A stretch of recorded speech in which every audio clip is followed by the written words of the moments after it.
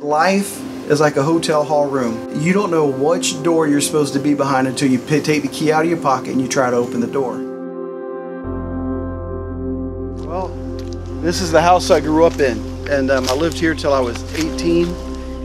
And what's crazy about me being back here is I didn't realize how impoverished my family was as I was growing up.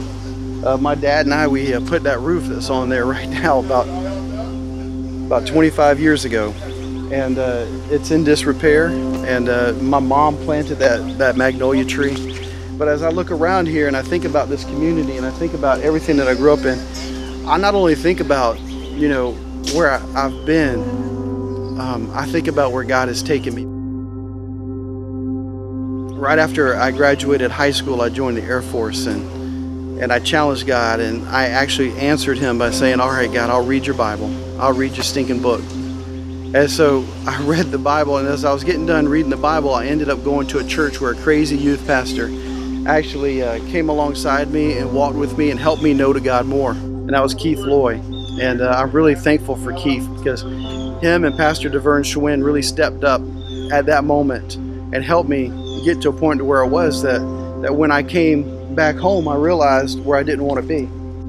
So as people grow up in this community, they grow up here and they don't realize what is just a few miles away, a different lifestyle, a different hope.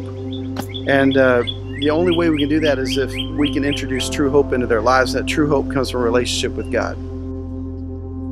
And I'm hoping that by starting a church, we can earn the right to share the hope of the love of God in communities like this. Personal relationships. That's it. Really get in and take your shoes off and put your shoes in these feet. That's it. And really feel them, man. All right, so where we're standing here is the trailer park where you've seen it on the news. About 2.5 months ago, Walter Scott was shot in the back by a cop. We don't know why the cop did what he did. Sooner or later, the courts will find out. But the truth is that an injustice happened.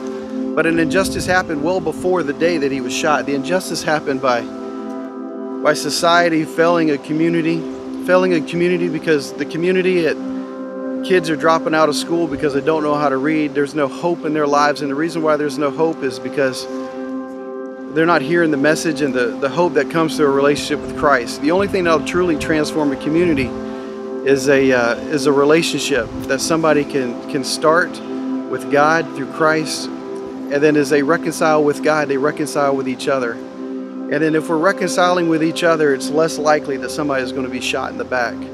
Because if we reconcile with each other, we can share the message of Christ. We can learn to live with disciplines and opportunities and try to experience the hope that we might find from living a life in a true relationship with Christ. And I think the only way we can do that is if we start a church that meets people where they are, and we share an authentic relationship with them, not just with them, but an authentic relationship with God, and we share the love of God in a manner that is relevant with them. We speak their language. Not just this community, but communities like this, many more, and that we can truly transform North Charleston, because there's really no excuse to be the way it is and the way it's always been.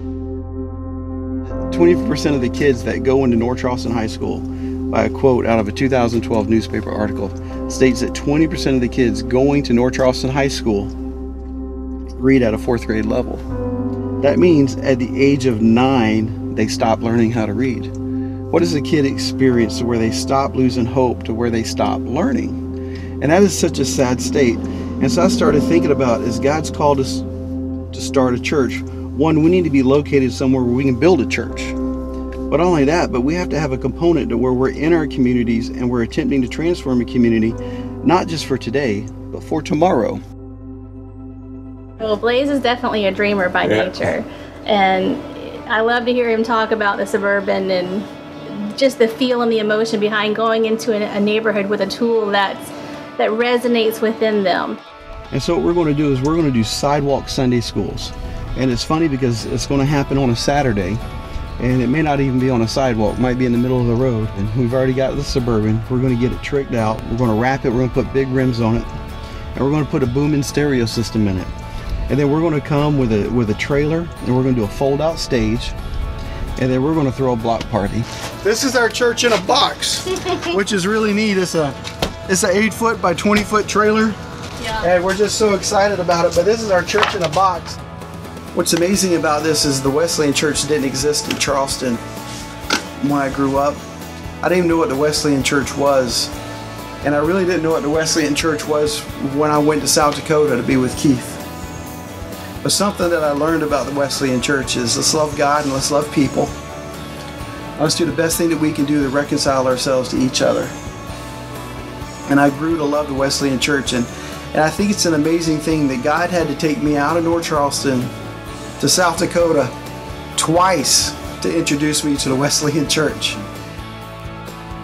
When I think about this on a larger scale, about if God is opening doors here because we've dared to dream, I wonder what God will do in other communities as people dare to dream. What kind of doors will God open when we stand up and we say, I'm willing to do something because something needs to be done?